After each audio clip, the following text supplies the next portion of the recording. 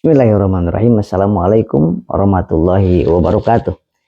Bismillah, alhamdulillah, Allahumma sholli wa sallim ala sayyidina Muhammadin wa ala alihi wa sahbihi ajmain. Kang Asep kenapa jarang sekali merasakan enaknya tidur? Orang psikosomatis ya, dan orang anxiety. Tidur nggak enak, kemudian kalau hari-hari juga nggak nyaman. Perasaan tuh takut, selalu cemas, selalu ya ada yang dirasa di perut, waduh ini jangan-jangan kanker, jangan-jangan asam lambungnya tinggi, jangan-jangan ada tumor atau wah, jangan-jangan penyakit jantung, jangan-jangan tanda-tanda kematian. Lihat ini, wah kok ada garis ini, terus dipikirin katanya kalau ada garis nanti gini gini gini, gini. Ada mata sedikit berbeda ngaca terus, wah ini katanya kalau dia kayak, jadi intinya jangan banyak tahu. Nah orang psikosomatis satu aja mendingan bodoh. Bodoh, ingat ya, bodoh. Jangan banyak cari tahu. Coba dengerin kata-katanya. Karena saya pernah mengalami psikosomatis 2 tahun. Dan ribuan orang yang saya tangani psikosomatis, anxiety ya, itu pasti sama. Semakin banyak ingin tahu, semakin mencari tahu, baik itu baca, baik itu tanya ke orang, baik itu kata orang, baik itu mendengar, itu langsung tersimpan di dalam memori dan otomatis terpikir. Yang tadinya nggak tahu tanda-tanda garis-garis tangan gini, santai tadinya, nggak mikirin garis tangan, nggak ngeliatin garis tangan. Begitu kuku ya, begitu telah baca garis kuku itu nanti tandanya gini, langsung tersimpan memori, langsung mau makan teringat ini, mau tidur teringat itu, mau sholat sedang sholat teringat itu. Jadinya nantinya lupa ke Allah. Yang kedua, bertanya, dia mau endoskopi supaya tahu lambungnya gimana, di endoskopi tuh. Ya orang 90% kalau di endoskopi itu pasti iritasi atau lesi, pasti itu. 90% pasti lesi. Lesi itu adalah lecet-lecet kecil ataupun ada radang sedikit. Itu normal. Semua manusia kalau di endoskopi 90% itu pasti ada masalah, iritasi, wajar. Kenapa? Karena dipakai ngegaris terus, dipakai ngemabrik terus. Puasa jarang, bayangin, segala makan. Ya wajar kegesek-gesek, ada dari awal, dari dulu hidup kan. Ada pete dimakan dulu ya, nasi goreng dimakan, nasi uduk dimakan, santan dimakan, mie dimakan, pedas dimakan, kopi minum dulu, teh dikonsumsi terus ya kan. Jadi kalau ada iritasi wajar, seperti di sini ada sariawan, wajar nggak? Wajar, karena ada pedas, ada air dingin terus, sariawan gitu. Sakit gusi wajar ya. Jadi kalau di endoskopi jangan berharap pasti bersih di endoskopi. Enggak, saya kalau di endoskopi sekarang dijamin sama saya tidak bersih, pasti ada lesi. Kenapa saya bilang pasti? Karena Rasulullah itu puasa Senin Kemis, saya belang-belong, kadang-kadang puasa Senin Kemis, kadang-kadang enggak.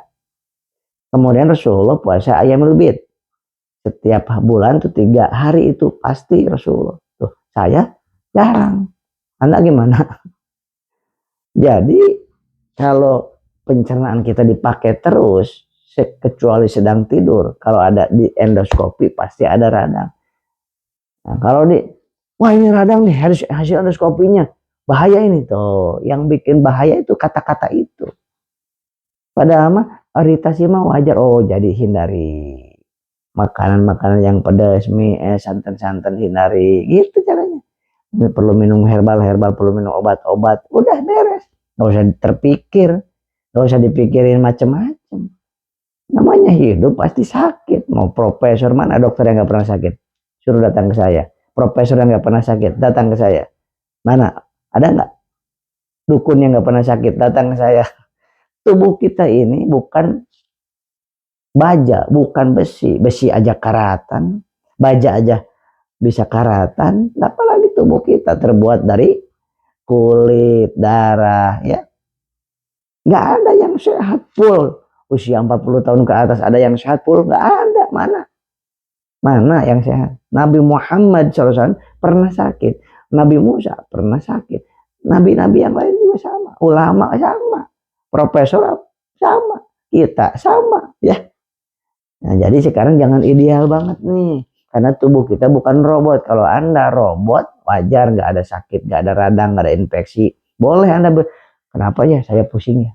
Kalau Anda robot tuh boleh bilang gitu. Kenapa ya perutnya perih? Boleh kalau Anda robot. Karena terbuat dari besi, paling karatan doang. Tapi di tubuh kita tulang, nih kulit, otot, darah, ya sel-sel tubuh. Masa nggak ada yang dirasa nyeri? Masa nggak ada yang dirasa perih? Masa nggak pernah lemes? Masa nggak pernah ada luka sedikit pun di luar ataupun di dalam? Coba ingat-ingat. Apalah tetap karun. Maka mulai sekarang wajar, katakan wajar. Ketika endoskopi, oh iya wajar berarti kayak saya makannya kurang bagus. Jaga sekarang, gitu doang. Kasih obat minum, kasih herbal minum, udah. Jaga makanannya, puasa lebih baik lagi. Bukan untuk dipikirin, bukan. Ya, kenapa kita takut itu? Karena dianggapnya kalau hidup saya harus sehat terus. Mana ada orang yang di dunia sehat terus sepanjang hidupnya, ada nggak? Sementara tubuh kita dipakai terus, mulut kita dipakai terus, gigi dipakai terus, lambung dipakai terus, usus dipakai terus. Kok bisa-bisanya kita berpikiran pingin sehat terus? Ada nggak? Nggak ada. Profesor manapun di dunia ini mana ada? Ini logikanya berpikirnya seperti itu. Ya, saya obat banyak di klinik, mau herbal banyak, mau obat kimia banyak, dokter ada, perawat ada, bidan ada, ya terapis ada, tukang bekam ada, ya. Sakit saya, waktunya sakit saya sakit, diinfus sampai saya diinfus, pada sakit pinggang sakit kalau kecapean, wajar nggak? Wajar. Kepala sakit, wajar. Perut perih, wajar.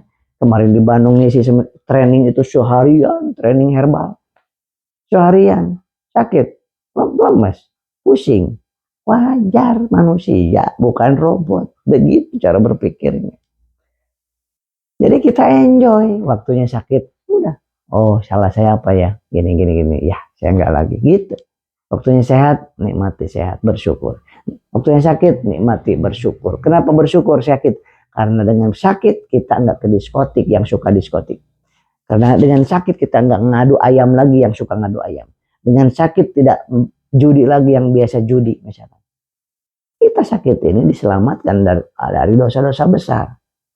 Supaya istirahat diri kita. Masya Allah, baik banget Allah itu. Jadi dikasih sakit bersyukur, dikasih sehat bersyukur. Saya pernah dikasih stroke, bukan cuma omong doang saya.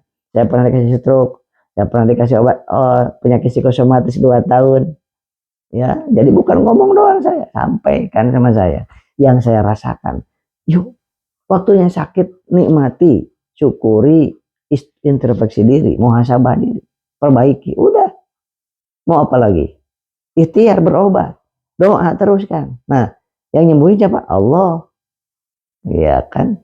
Enjoy aja. Waktunya sehat, ya sehat. Waktunya dihina, nikmati aja. Waktunya dicaci. Waktunya difitnah. Udah selesai. Fitnahannya beres. Dipuji nanti. Dihina lagi. Dipuji lagi. Ya udah gitu aja. Malam lagi. Siang lagi. Malam lagi. Udah gitu aja hidup ini. Kenapa bingung? Ada yang aneh nggak? Nggak ada. Ada siang dan malam, kenapa nggak aneh? Padahal itu luar biasa.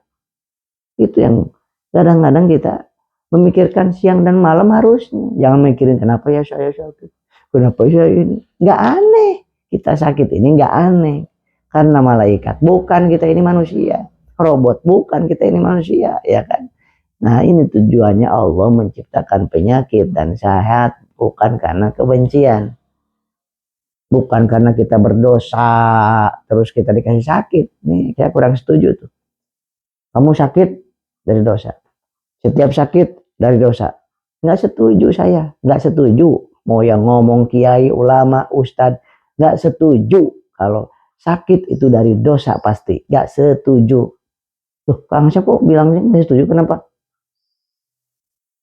Kalau sakit pasti karena dosa. Berarti Anda menghina Nabi. Nabi Muhammad pernah sakit tidak? Padahal Nabi Muhammad tidak pernah punya dosa sedikit pun. Kok dikasih sakit?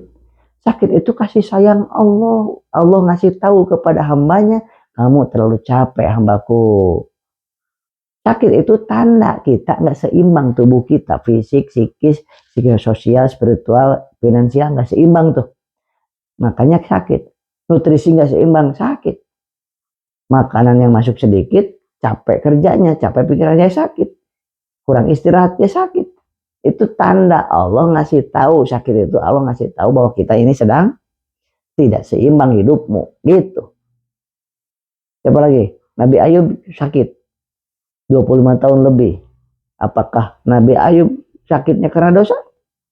Nabi, ya, jangan sekali-kali meyakini orang yang mengatakan seluruh sakit itu dikarenakan dosa. Anda sudah menghina agama Islam. Anda sudah menghina para nabi. Nabi Muhammad pernah sakit. Nabi Ayub pernah sakit. Bukan karena dosa sakit itu. Enggak semua sakit. Ada sakit karena dari Allah. Kita berdosa terus dikasih sakit sama Allah supaya kita kembali ke jalan yang benar. Ada. Tapi tidak semua sakit, penyakit itu karena dosa. Itu yang saya maksudkan. Adapun kita misalkan berandalan, kita nggak sholat, dikasih sakit sama Allah sebagai peringatan. Supaya kita dekat sama Allah, supaya kita semakin semangat mendekat kepada Allah, semakin taat ke Allah. Itu sakit ngingetin kita dari Allah. Tapi tidak semua penyakit karena dosa kita. Ingat itu Bapak Ibu. Sakit, kalau Allah sayang kepada seorang hambanya, Allah akan bikin hamba itu menangis. Dibikinlah sakit supaya apa? Supaya merintih, supaya taat, supaya baca Quran makin mantap. Kalau sedang sakit kan tadinya nggak pernah sholawat, jadi sering sholawat. Betul apa enggak? Apalagi psikosomatis, tadinya sebelum psikosomatis sholat juga gampang-gampangin, sekarang jadi rajin sholat. Bagus nggak? Bagus. Sebelum psikosomatis tadinya galak kepada istri, kepada suami kurang ajar, sesudah sakit psikosomatis jadi baik. Bagus nggak? Bagus. Sebelum psikosomatis jauh dari Al-Quran, jauh dari sholawat, jauh dari zikir. Sesudah psikosomatis jadi dekat dengan Al-Quran, dekat dengan zikir, dekat dengan sholawat. Ingat terus kepada Allah. Subhanallah. Ingat kepada akhirat. Bagus tidak? Bagus. Itulah tujuan Allah memberikan penyakit kepada hambanya yang disayangi. Jadi mulai sekarang, ayo nikmati, senyum, bahagia, barokah, terima, maklumi. Jangan ingin banyak tahu. Gak usah endoskopi, cek-cek darah sering-sering. Gak usah. Orang psikosomatis ya. Gak usah ingin tahu cek darah terus setiap hari cek gula darah. Pening hidup kita. Setiap hari tensi. Setiap hari ngecek. Ya, jangan. Gak ada nikmatnya hidup. Nikmati hidup. Udah. Orang psikosomatis jangan banyak ingin tahu. Jangan banyak baca-baca tentang penyakit. Udah stop, jangan baca-baca, jangan nonton tentang penyakit, tentang ngobrolin penyakit, gak usah diobrolin udah. Yang psikosomatis gak usah tahu tentang penyakit, gak usah tahu tentang tubuh, gak usah. Yang harus dicari tahu tentang siapa diri kita dan siapa Allah. Sedang di mana kita, akan kemana kita, dari mana kita, itu yang cari. Ya siapa Rasulullah SAW itu yang dicari tahu. Siapa Siti Khadijah itu cari tahu. Gimana Nabi Ayub itu cari tahu. Nabi Musa bagaimana cari tahu. Itu yang dicari tahu. Gimana indahnya surga itu cari tahu. Nah, dengarkan itu. Tausiah itu. Lihat itu video-video tersebut. Jangan tentang penyakit kematian. Jangan dulu. Tentang penyakit gak perlu. Udah ya, itu ngotor-ngotorin isi otak diri kita Bapak Ibu. Percaya ke saya, lakukan. Insya Allah Allah sembuhkan. Gak percaya ke saya, gak usah dilakukan. Insya Allah gak akan Allah sembuhkan. Psikosomatis ya, saya ngomongin psikosomatis, beda dengan penyakit lain, mohon maaf. Psikosomatis penyakit medis, tapi ajaib ya, 88% dari memori yang terisi sini. Wah, semakin banyak memori yang negatifnya, semakin sengsara hidup kita. Barokallah, mudah-mudahan Allah sehatkan kita. Sholawat perbanyak, sholat tobat sehari 2 kali 2 rakaat. Sehari pastikan 2 rakaat minimal ya, sholat tobat. Sholawat minimal 100 kali sehari. Bagusnya lebih 1000 dari sehari. Insya Allah. Senyum 20 kali sehari. Allahumma sholli ala sayyidina Muhammadin wa ala ali sayyidina Muhammad. Saya cinta kepada sahabat, saya sayang kepada sahabat, dan saya bahagia kalau sahabat-sahabat sembuh dari psikosomatis ya. Allahu Akbar. Assalamualaikum warahmatullahi wabarakatuh.